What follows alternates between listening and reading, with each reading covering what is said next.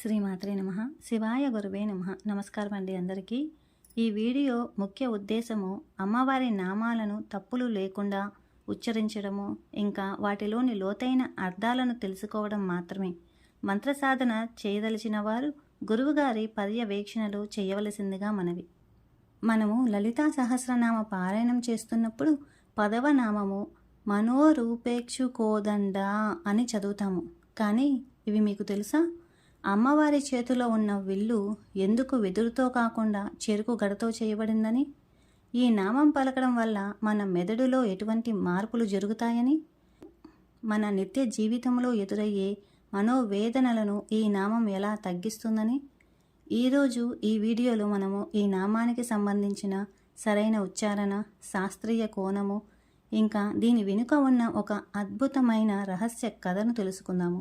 ఈ వివరణ విన్నాక మీ తదుపరి సాధనలో అంటే పారాయణం చేస్తున్నప్పుడు ఆ తల్లి మీ ముందే ఉండి మీ మనస్సును తన స్వాధీనం చేసుకున్నట్లు అనుభూతి చెందుతారు.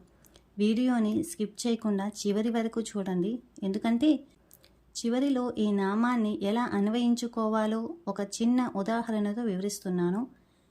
ముందుగా శ్లోకములో మనోరూపేక్షు కోదండ పంచతన్మాత్ర సాయక అనేసని వస్తుంది. మనకి మొత్తము ఈ నామము 8 అక్షరాల నామం అన్నమాట. మ నో రు పే క్షు కో దం డా అనేసని చెప్పి నామావళిలో వచ్చేసరికి శ్రీ మనోరూపేక్షు కోదండాయై నమః అనేసని చెప్పాలన్నమాట. ఇక్కడ చివరన డాయై అనేసని స్పష్టంగా పలకాలి. ఇంకా ఈ నామములు మనము ఒత్తులు దీర్ఘాలు చూస్తే కనుక నో రు పే ఇవన్నీ కూడా మనకి దీర్ఘాలు ఉన్నాయన్నమాట. దీర్ఘాలని సాగతీసి పలకాలి. క్షు అన్నప్పుడు కాకి ఇంకా షా కలిసిన సంయుక్త అక్షరం అనమాట. ఇది పొల్లుగా పలకాలన్నమాట. దం డా దా పక్కన 0 ఉంది అంటే అనుస్వారము, అనుస్వార అక్షరం స్పష్టంగా పలకాలి. చివరన డా అనేది దీర్ఘం ఉంది కాబట్టి సాగదీసి పలకాలి. మనో రూపేక్షు కోదండ ఇది మొత్తము 8 అక్షరాల నామం కదండి. ఇక్కడ కూడా విడదీసి పలకకూడదు, మొత్తం నామము ఒకేసారి పలకాలి. మనోరూపేక్షు కోదండ అనేసి అని చెప్పి అదే మనము పద విభజన చూసుకుంటే కనుక మనః రూప ఇక్షు కోదండ అనేసని అంటే మన రూప అంటే మనసు అనే రూపం కలిగిన అనేసని, ఇక్షు అంటే చెరుకు గడ, కోదండ అంటే ధనస్సును ధరించినది అనేసని చెప్పి అంటే మనసు అనే చెరుకు గడ ధనస్సుగా కలిగిన అమ్మ అంటే తల్లి అని అర్థం అన్నమాట. అదే మనము కొంచెము వివరంగా తెలుసుకుంటే అమ్మవారి చేతిలో ఉన్న విల్లు మరేదో కాదు, మనస్సు అంటే మనః అనేసి అనమాట. అది ఎలా ఉంటుంది? చెరుకు గడవలే ఉంటుందన్నమాట. సౌందర్య లహరిలో శంకరాచార్యుల వారు కూడా ఈ నామాన్ని ప్రస్తావించారు.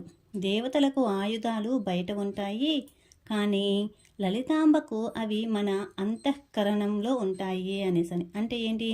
మనస్సు, బుద్ధి, చిత్తము, అహంకారం అన్నమాట.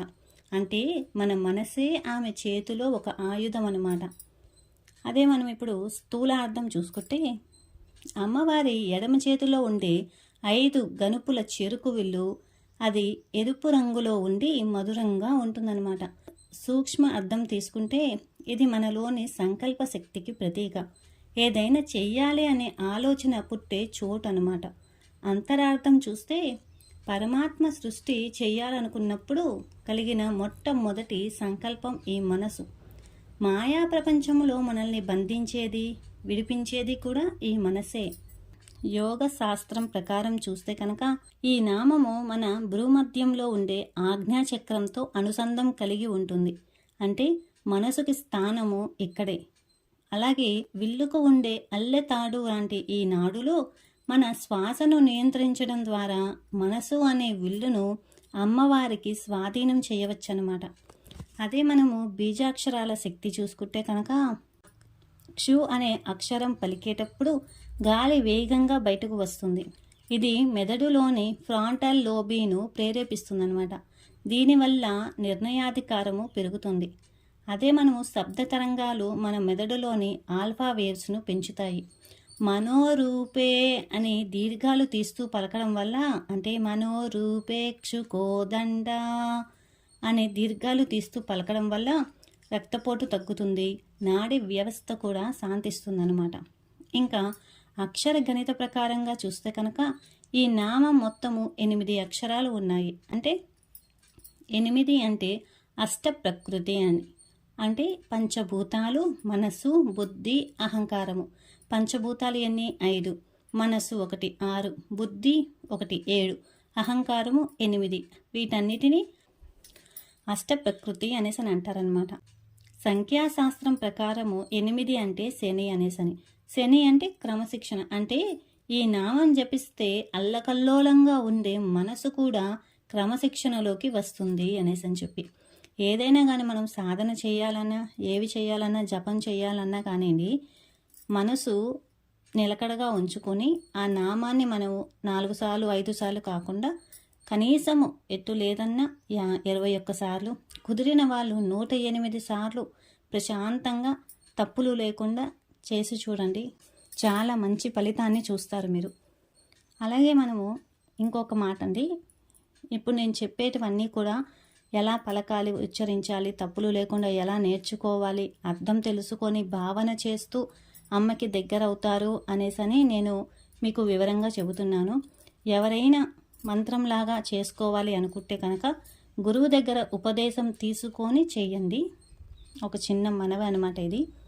మనసు అనేది చెరుకు లాంటిదనమాట. దాన్ని అలాగే వదిలేస్తే గట్టిగా మారిపోతుంది. కానీ దాని దైవం వైపు వంచితే, అంటే సరెండర్ చేస్తే, మీ ఇష్ట దైవానికి కానీ అమ్మకు కానీ సరెండర్ చేస్తే అందులోని భక్తి రసం అనేది బయటకు వస్తుందన్నమాట. జీవితంలో ఎవరైనా మనల్ని బాధ పెట్టినప్పుడు మనసును విల్లుగా దృఢంగా ఉంచుకోవాలి, కానీ మాటను మాత్రం చెరుకు రసంలా తీయగా ఉంచాలి అనేసి చెబుతోంది. ఒక చిన్న కథ చూద్దాము. చెరుకు విల్లు 5 గనుపుల రహస్యం. సాధారణంగా ఏ విల్లుకైనా తాడు కడితేనే వంగుతుంది, కానీ అమ్మవారి విల్లు మాత్రం చెరుకు గడ కదా, దానికి 5 కనుపులు ఉంటాయి. ఈ 5 కనుపులు మన పంచేంద్రియాలకు ప్రతీక అనమాట. అంటే కళ్ళు, ముక్కు, చెవి, నాలుక, చర్మము ఈ పంచేంద్రియాలకు ప్రతీక అనమాట. మనము ఈ పంచేంద్రియాల ద్వారా బయట ప్రపంచాన్ని చూసి ఆకర్షితులవుతున్నాము, కానీ అమ్మవారు ఆ చెరుకును వంచి తన వైపు తిప్పుకుంది. అంటే మన 5 ఇంద్రియాలను బయట విషయాల వైపు కాకుండా లోపల ఉన్న అమ్మవారి వైపు తిరిగినప్పుడే మన జీవితము మధురంగా మారుతుంది. సాధకుని యొక్క సంకల్ప శక్తికి ఈ ధనస్సు సంకేతం అన్నమాట. మనసును చెరుగుగడతో పోల్చడానికి కారణము అది తియ్యగా ఉండి అనేక కనుపులతో నిండి ఉంటుంది. చంచలమైన మనసును అదుపులో ఉంచుకొని దానిని అమ్మవారికి అంకితం చేస్తేనే అది లలితాతత్వానికి అనుసంధానం అవుతుందని మనకు ఈ నామం చెబుతోంది. నెక్స్ట్ వీడియోలో మనము మరొక నామానికి వివరణ తెలుసుకుందాము, అర్థం చేసుకుందాము, నేర్చుకుందాము. కొత్తగా చూసేవాళ్ళు మన ఛానల్ని సబ్స్క్రైబ్ చేసుకోండి. మీ అభిప్రాయాన్ని కూడా కింద కామెంట్ చేయండి. శ్రీ మాత్రే నమః. శివాయ గురవే నమః. సర్వం శ్రీ లలితార్పణమస్తు.